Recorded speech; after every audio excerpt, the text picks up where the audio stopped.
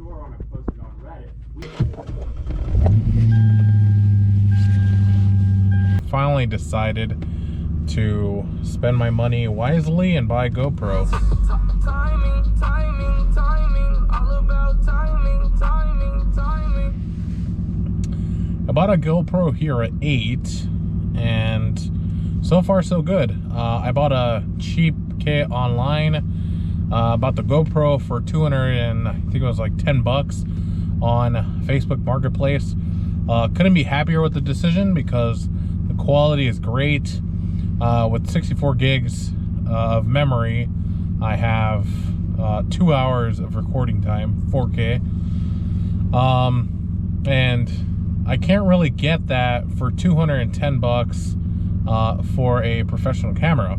That being said, I got tired of the ridiculous angles that I had on my phone. So, great choice.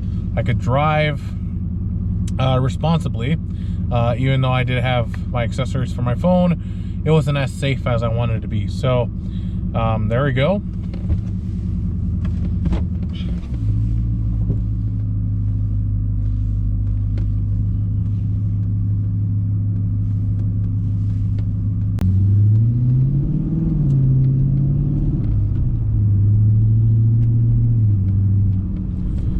So getting used to it does drone a little bit when I accelerate, when I'm cruising in the ISF. At lower speeds, it's easier to maintain a quieter acceleration curve and a quieter cruise. It's really when you get up to like 70 plus that it starts to get louder. But anyway, what I wanted to talk about today is the options for a nice, responsible, fun car. Back when the Fast and the Furious came out, way back when, everybody thought it was the coolest thing. And my logic back then was I'd rather have a car that I could buy, that I could customize, and something that would be reliable, that I could get at school, that I could get at work, and still have fun in. That changed dramatically as I got older, but the reality of it is, I got older, I went through cars that I really did not like. I spent thousands and thousands of dollars in depreciation because I wasn't happy in the cars that I chose. So in an effort to save you the mistake of making that same decision, I'm going to tell you what to look for when you're buying a Honda. So, in all technicalities, a Honda Civic Si is going to be more fun the older you get. The logic is still there that you can buy a cheap Honda at a stick. Really should have fixed my mirrors. That is stick and enjoy the car. It's not going to have a crazy acceleration curve, but if you're a new driver, it's going to be way more than enough, especially with Vtec engines. With Vtec and a smaller displacement engine, it's going to feel like you're going faster, especially, again, if you've never driven a fast car. So the reason Vtec is so successful is because of its ability to essentially electronically regulate how the engine performs. In a turbo engine, it's usually having a very similar purpose, but a vastly different effect. So when Vtec kicks in, basically, to put it simply, all the lobes are locked and cause the rest of the engine to perform more aggressively at higher RPMs, above 4,500 RPMs. If you're used to like your mom's SUV or whatever, that's gonna be comfortable to you. It's gonna be fun. You're gonna shift through the gears with ease. And so long as you don't have a fart can, you know, the obnoxious exhausts that you see, rather hear on cars, like the Honda Civic Si.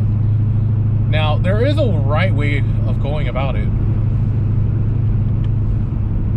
So this is me cruising at 60, by the way. It's pretty quiet. I mean, it's not obnoxious. If I'm on the back roads, cruising like this,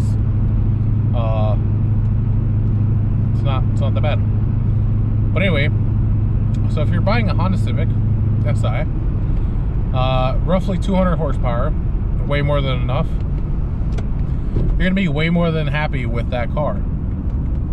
You don't need high horsepower cars. The only way that it's gonna make a huge difference is if you're used to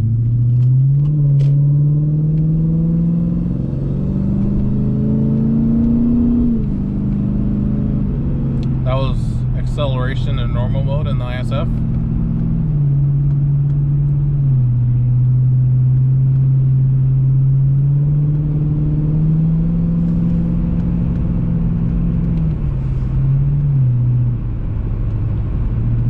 So if you're used to something like a high horsepower car because your uncle or cousin has a high horsepower car, it's gonna make a huge difference. You may not even be happy, and you may even fall into the pit of this car isn't enough. I fell into that pit with my WRX because I wasn't satisfied with the power that I had, because I've gotten older, I've driven a lot of cars, I've driven 300, 400, 500 horsepower cars, and it's fun. It really is fun. The problem though is when you have too much fun and, you know, you're either racing or you're having fun in the canyons, let's just say, and there's a lot of cops.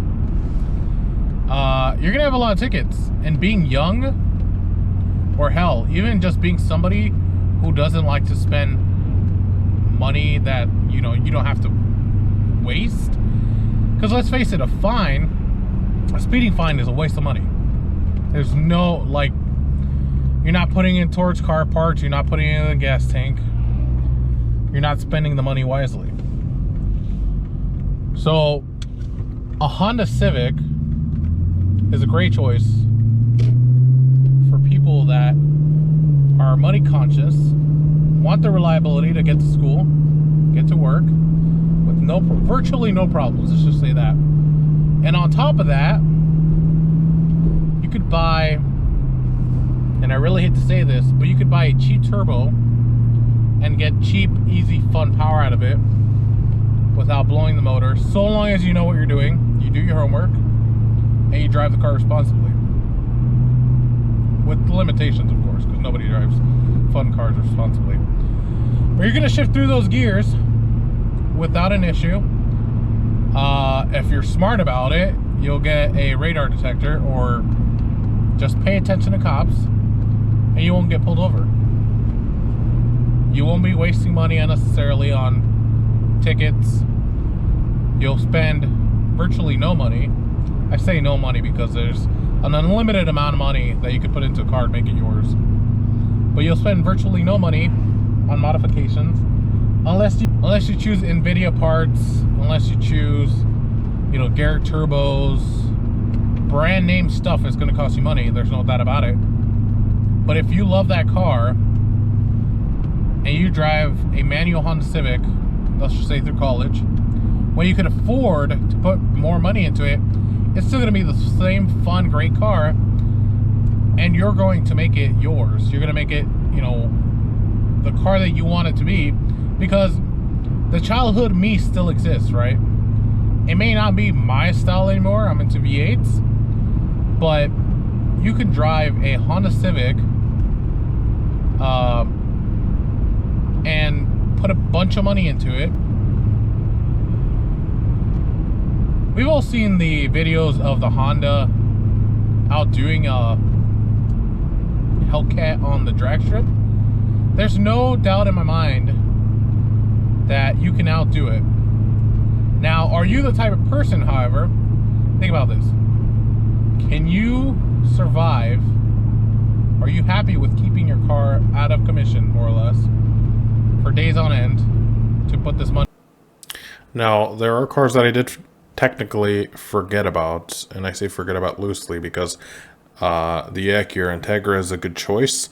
The Honda Prelude is a great choice. The Honda S2000, which is in the $20,000 price range, which wouldn't be ideal for most people, especially for such an old car. It's not necessarily that I've forgotten about these cars, but part of the problem in finding a great example of a reliable car is making sure that you find a car that hasn't been messed with, hasn't been modified significantly or trashed, more or less. It's okay to find some cars that are modified and buying a modified car, but part of the problem with buying a modified car, you don't know what people have done to them. If the engine and transmission were thrashed on, they could go at any moment, or they could have gone at some point, and there could be a band-aid fix for the moment. So in finding the perfect Honda Acura car, you're going to want to find something that hasn't been beat on too much, and a Civic and an Accord are easily cars that could be found, typically realistically driven by older people for commuting, things like that. So finding the perfect car is a matter of opinion, I suppose. So just make sure that you do your homework, and good luck on your search, and have a great day.